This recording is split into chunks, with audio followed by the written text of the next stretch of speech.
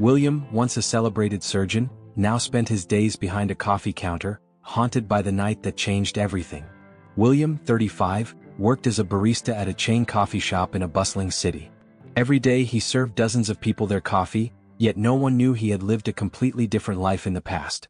William had once been a surgeon. But 2 years ago, an event occurred that completely altered the course of his life. That day, a powerful storm hit the city, leaving the hospital where William worked without power. Backup generators kicked in quickly, but a sudden malfunction caused the lights in one of the operating rooms to go out. At that critical moment, William wasn't in surgery but rushed to help. Medical staff used their phone flashlights to allow the surgeons to continue their work. The atmosphere was tense. Every second mattered. William's close friend and experienced surgeon, Dr. Harris, was in the middle of a challenging operation. Meanwhile, another surgery was taking a turn for the worse. Turning to William, Dr. Harris said, "William, you have to take over this patient. There's a critical issue in the other operation and I need to be there. This case is under control, you can finish it." Without hesitation, William stepped in and took over. The patient was an 8-year-old girl, and most of the procedure had already been successfully completed. William's task was to place a final tube to fully restore her breathing. His focus was razor sharp. Even the smallest mistake was unacceptable. Using his scalpel carefully, he deepened the incision and prepared to insert the tube. But just then one of the generators malfunctioned with a loud bang. The sound echoed through the hospital, followed by a scream from another operating room. In that split second, William's attention faltered. The nurse holding the flashlight flinched in fear, accidentally moving the light away for a few seconds. When the light returned, William quickly refocused on his task, but it was too late. A small mistake led to the tube being improperly placed, causing complications. The events of that night left a lasting mark on William. The young girl could not be saved, and the experience became a source of deep trauma for him. Once a well-respected surgeon, the emotional weight of that moment drove him to leave the profession. Now, seeking to escape his past, he stood behind coffee machines, trying to build a new life far removed from the one he had left behind. If this story has touched you so far, don't forget to like this video and subscribe to our channel for more heartfelt stories. Your support helps us bring these tales to life. After that fateful night, William was shattered by the tragic loss and the backlash from the young girl's family.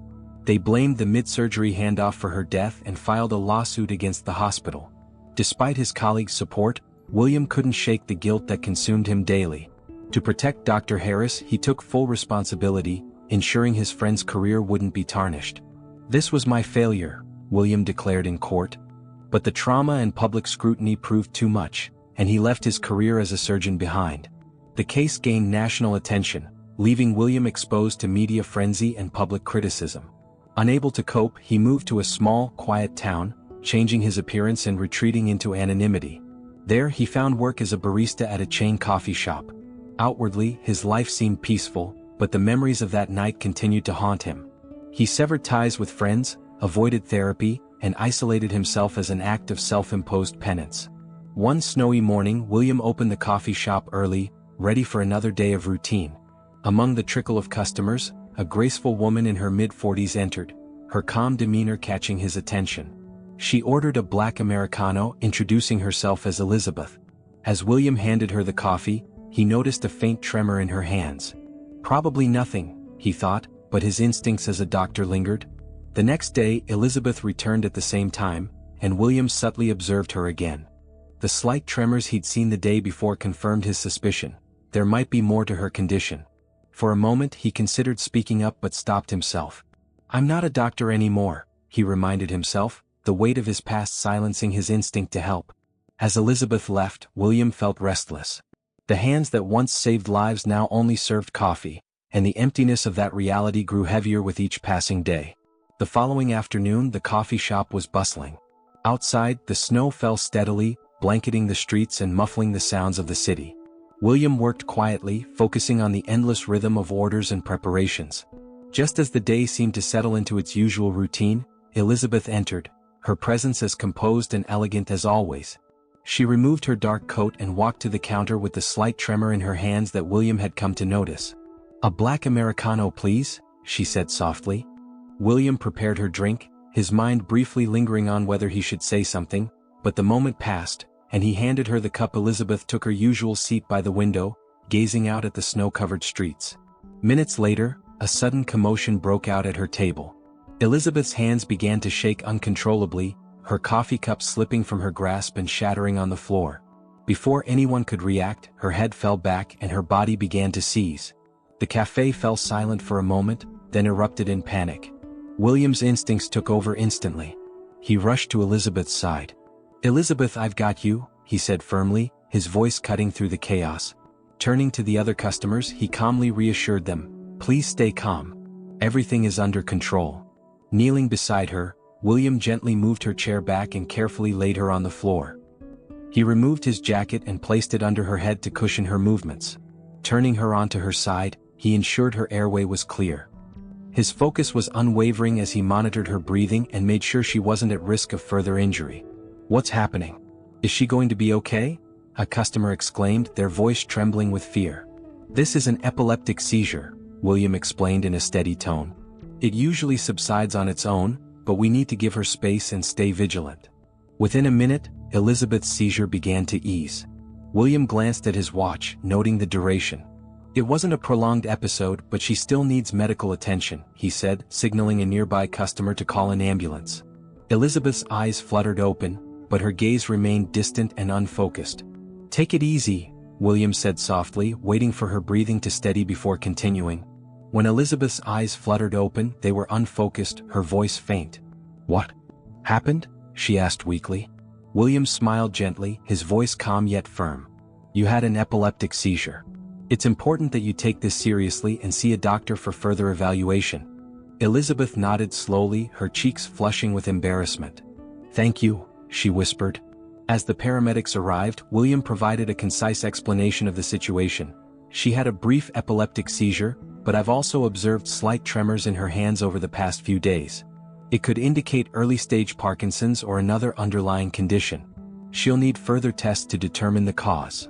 Elizabeth was carefully placed into the ambulance.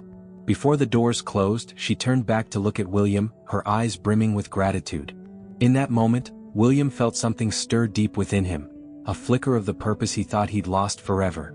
As he stood in the doorway of the coffee shop, watching the ambulance pull away, a thought surfaced in his mind, one he hadn't allowed himself to entertain in years.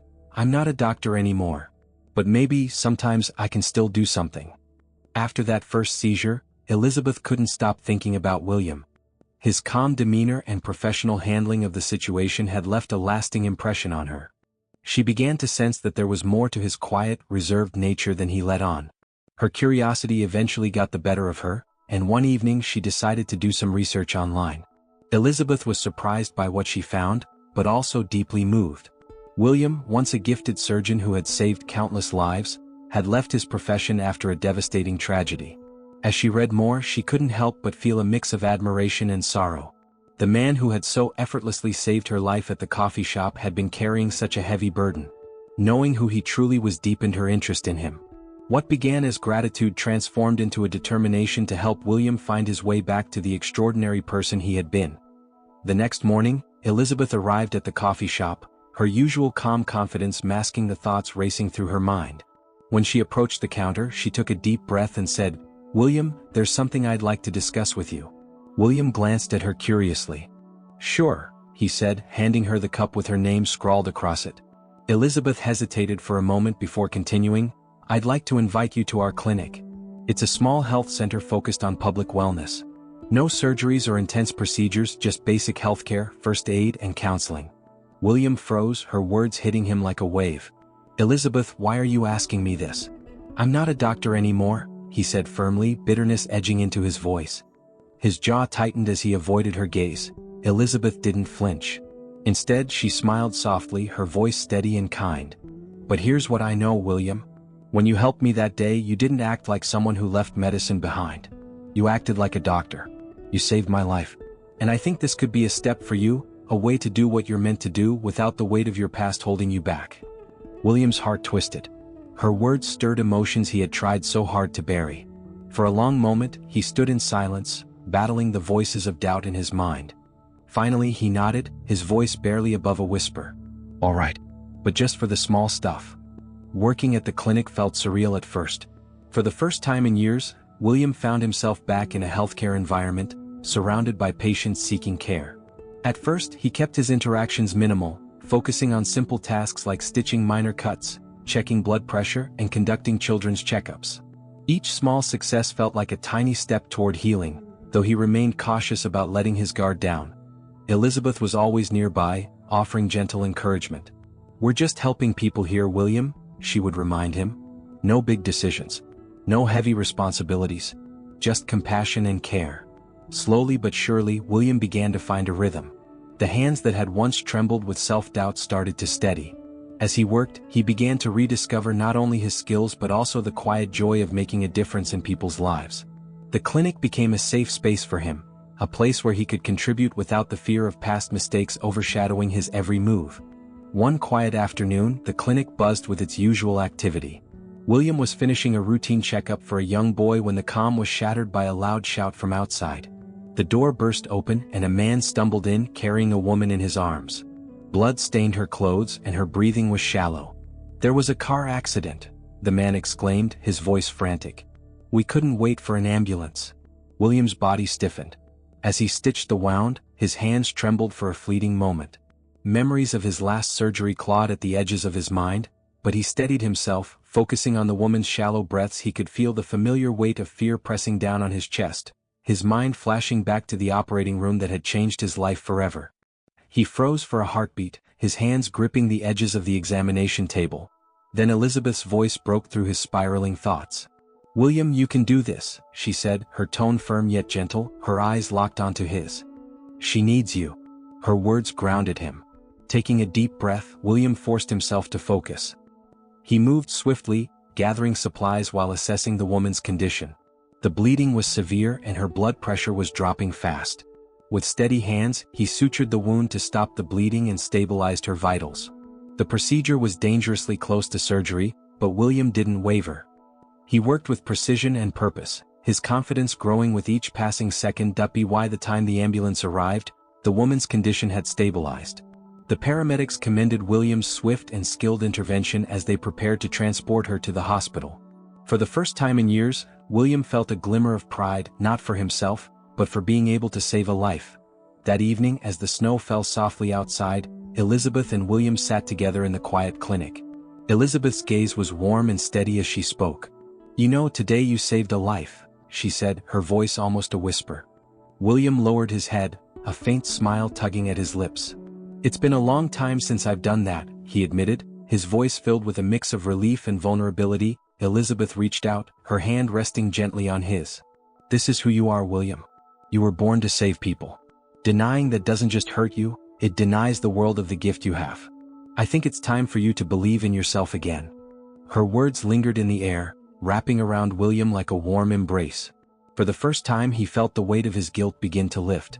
The next morning, with Elizabeth's unwavering support, William submitted an application to return to practicing surgery. The road ahead wouldn't be easy, but he was finally ready to embrace the person he was always meant to be. Thank you for watching this incredible journey of redemption and hope. If you'd like to hear more inspiring stories like this, make sure to hit the subscribe button and turn on the notifications. See you in the next one.